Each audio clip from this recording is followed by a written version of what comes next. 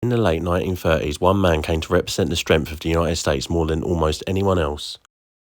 Joe Louis was the heavyweight champion of the world, a fighter whose victories were followed by millions. Yet the symbol of American pride was also a black man living in a segregated country.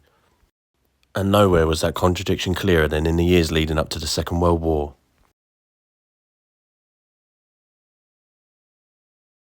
By the time Joe Louis reached his rematch with Max Schmeling in 1938, the fight had become far more than a sporting event. For many Americans, it felt like a contest between political systems, democracy and fascism. Millions gathered around radios to listen. And when Louis knocked Schmeling down again and again in the first round, the fight was stopped just after over 2 minutes. Across the United States, celebrations erupted. Joe Louis had become something more than a champion. He had become a national symbol. Joe, I want to congratulate you on your great victory tonight. You're a great champion. I predicted you'd knock him out in one round, and you've done it. Thank You're Dr. a great Reagan. champion, and I want you to continue so. Thank Doctor. But the symbolism carried a different irony. The man who had become to represent American freedom abroad still faced discrimination at home. The country celebrating his victory remained segregated. The contradiction was impossible to ignore. When the United States entered the Second World War, Louis again became part of the national effort. He enlisted in the army and spent years travelling to military bases across the world. What's your occupation? What's your name, Joe?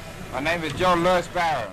Between 1942 and 1945, Louis fought 96 exhibition bouts for American troops. The events raised millions of dollars for military relief. Max Schmeling.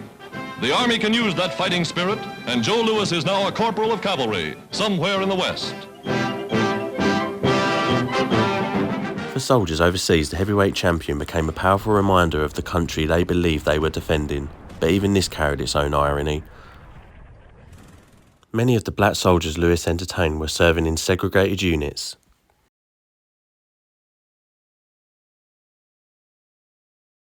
Louis donated much of the money raised during these exhibitions, but years later tax complications from those donations would leave him facing serious financial problems. The national hero who had raised millions for the war effort would spend much of his later life struggling with debt.